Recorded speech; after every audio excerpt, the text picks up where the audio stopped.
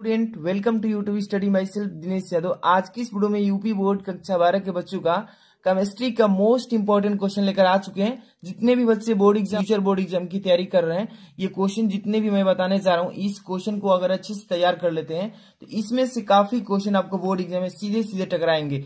देख सकते हैं यहाँ पे थ्योरेटिकल क्वेश्चन है और इसके आगे देखेंगे अभी न्यूमेरिकल, जो कि काफी इंपॉर्टेंट क्वेश्चन है। हर साल बोर्ड एग्जाम में आने वाले क्वेश्चन से 5 क्वेश्चन है और काफी शॉर्ट वीडियो है और इस वीडियो से आपको बहुत कुछ हेल्प मिलने वाला है। वीडियो को तुरंत लाइक कर देना अगर आप इस चैनल पर नए हैं। ऐसे ही मोस्ट इंपोर्टेंट क्वेश्चन की तैयारी करना चाहते हैं तो तुरंत सब्सक्राइब करके चैनल बेल आइकन प्रेस कर लीजिए। और देखिए यहाँ पे मैं इसका पीडीएफ भी प्रोवाइड करने वाला हूँ आपको। हैंड रिटन जो नोट्स है सबका पीडीएफ मिलेगा। आखिरी तक देखते रहिए, बस अंत तक।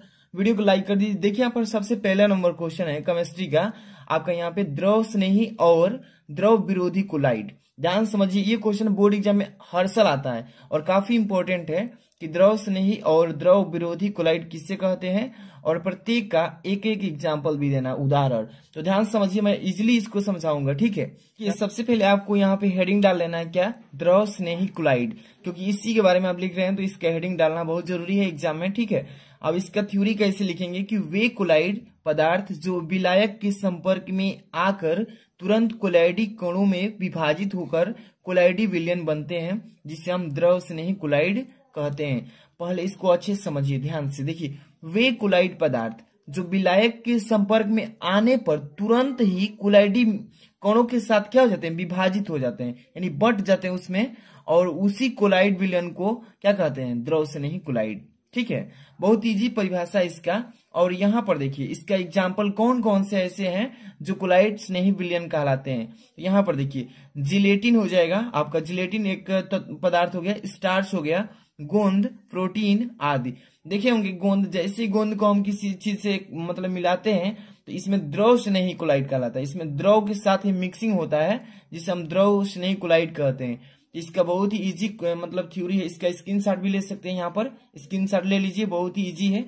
इसके बाद देखिए यहाँ पर जो आपका इसी क्वेश्चन में 2 क्वेश्चन किया था ना, एक द्रव विरोधी कोलाइड, ये द्रव स्नेही कोलाइड मतलब स्नेह इससे जो जुड़ा है। यहाँ पर द्रव विरोधी कोलाइड, यहाँ पर द्रव का विरोध करेगा।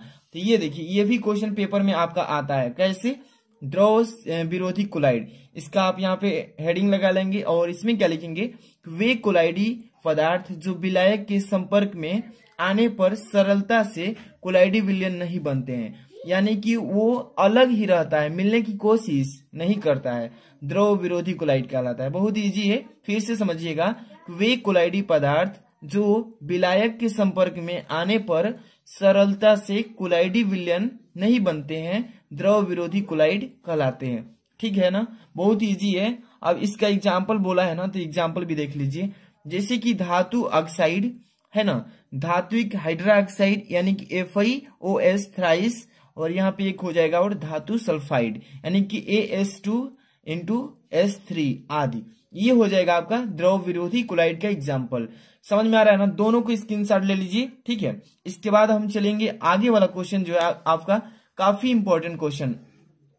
यहाँ पर देखिए क्या लिखा गया है क्वेश्चन में कि फैराडे का विद्युत अपघटन का प्रथम नियम लिखिए। और ये क्वेश्चन पेपर में जरूर ही आएगा, इसलिए इसको अच्छे से समझ लेना है कि फैराडे का विद्युत अपघटन का प्रथम नियम क्या है।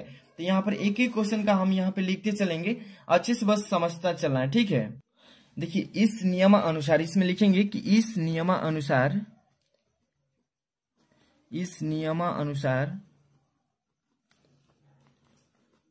नियमानुसार विद्युत अपघट्य, यहां पर लिखेंगे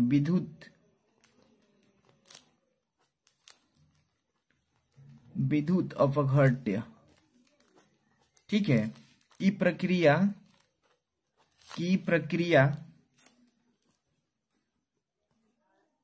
प्रक्रिया में किसी इलेक्ट्रोड, लिखेंगे किसी इलेक्ट्रोड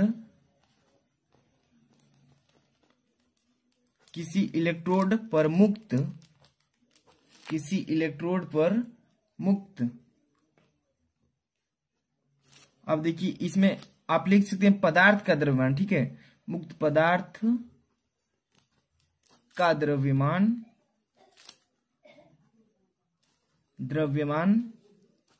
बिलियन में, ठीक है, बिलियन में की गई विद्युत की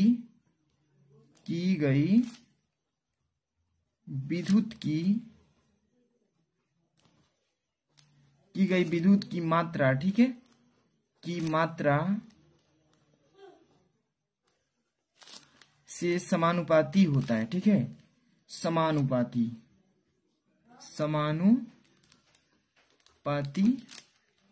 होता है, ठीक, जिसे हम क्या कहते हैं, फैराडे का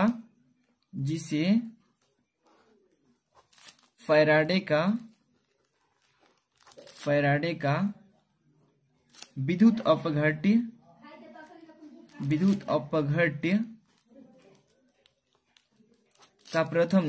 का प्रथम नियम कहते हैं, ठीक है। ये हो जाएगा आपका फैराडे का विद्युत अपघट्य का प्रथम नियम, ठीक है। एक बार अच्छे से समझिए इसको। फैराडे का विद्युत अपघट्य का प्रथम नियम क्या है? तो इस नियमानुसार विद्युत अपघट्य की प्रक्रिया में किसी इलेक्ट्रोड पर, कोई भी इलेक्ट्रोड हो, ठीक है, किसी इलेक्ट्रोड पर मुक्त पदार्थ का द्रव्यमान बिलियन में की गई विद्युत की मात्रा से समानुपाती होता है। इसी को कहते हैं फैराडे का विद्युत अपघट्य का प्रथम नियम, ठीक है। काफी इजी क्वेश्चन है और इसी तरीके का पेपर में बोर्ड एग्जाम में पूछता है। अब चलते हैं नेक्स्ट क्वेश्चन की तरफ, ठीक है। यहाँ पे देखिए नेक्स्ट क्वेश्चन आपका है, यहाँ पे क्वेश्चन न्यूमेरिकल टाइप का है, ठीक है। तो पढ़ते हैं क्वेश्चन क्या लिख रहा है इसमें कि CuSO4 विलयन को 2.0 एम्पियर की धारा से 450 सेकंड तक विद्युत अपघट्य किया गया।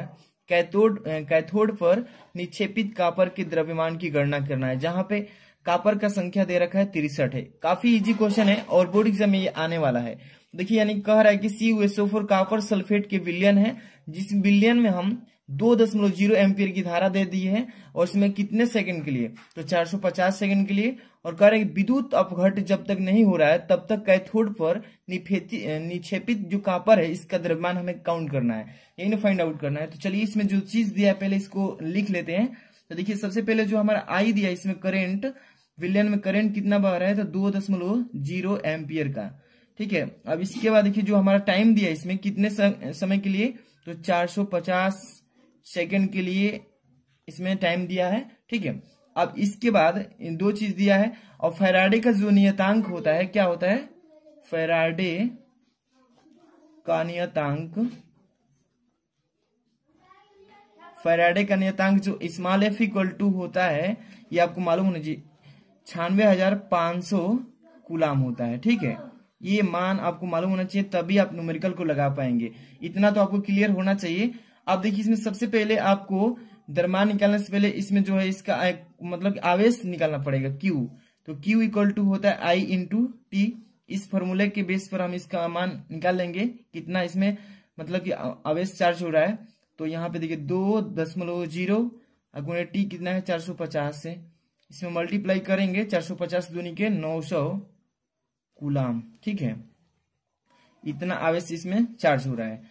अब देखिए इतना हमारा आ गया Q का मान। अब देखिए कापर का तुल्यांकी भार निकालेंगे। यहाँ पे जो हमारा Cu दिया है ना, इसका कापर का तुल्यांकी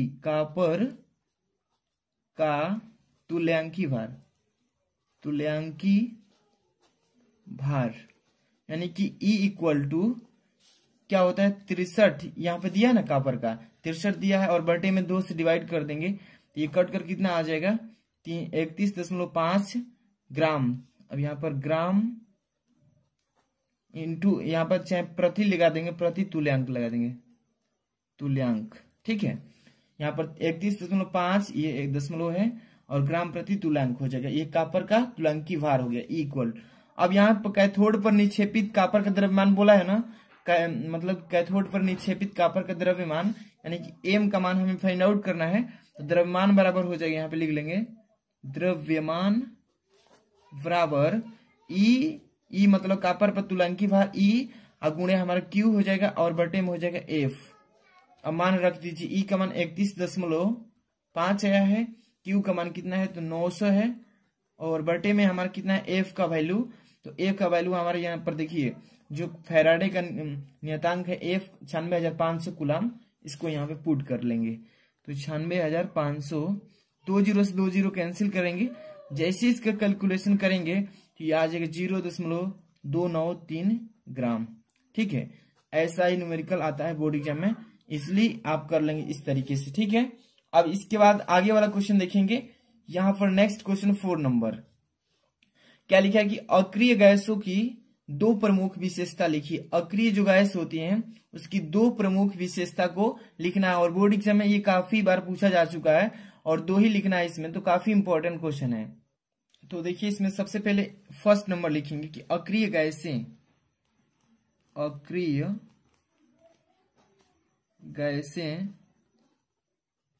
साधारणतः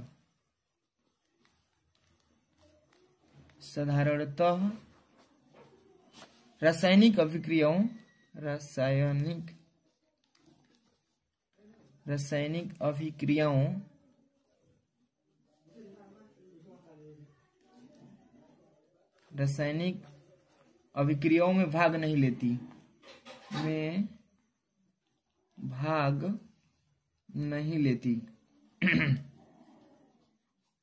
है। ठीक, देखिए अक्रिय गैसों की 2 प्रमुख विशेषता पूछा है ना।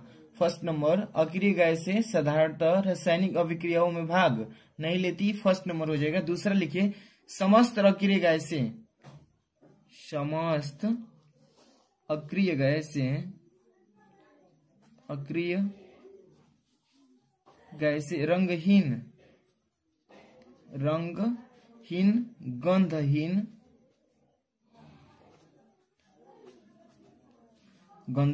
रंगहीन, गंधहीन तथा स्वादहीन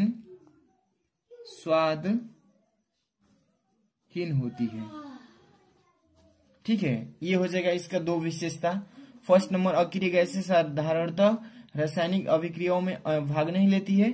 दूसरा, समस्त अक्रिय गैसें रंगहीन, गंधहीन तथा स्वादहीन होती है। ठीक है, ये हो जाएगा इसका। अब इसके बाद अगला क्वेश्चन देखिए, इसमें देखिए लिखा है कि लिगेंड क्या है। ये पेपर में आया हुआ है, 2020 में भी पूछा गया है और काफी बार पूछा जा चुका है, मतलब कि ये काफी इंपॉर्टेंट है। लिगेंड क्या है, तो इसका पहले लिगेंड क्या पूछ रहा है इसका थ्योरी लिख देंगे, बस हो जाएगा। एक एग्जांपल भी दे देंगे। तो देखिए लिखेंगे कि वह आणविक लिखेंगे। ठीक है, आणविक अथवा आयनिक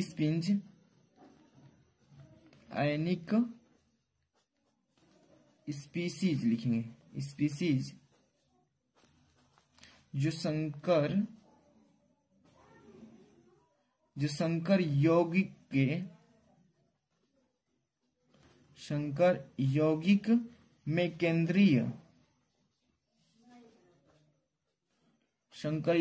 केंद्रीय धातु परमाणु, ठीक है, धातु परमाणु अथवा आयन से रूप में, आयन से अस्थाई, यहां पर लिखे आयन से अस्थाई रूप में जुड़ी होती है,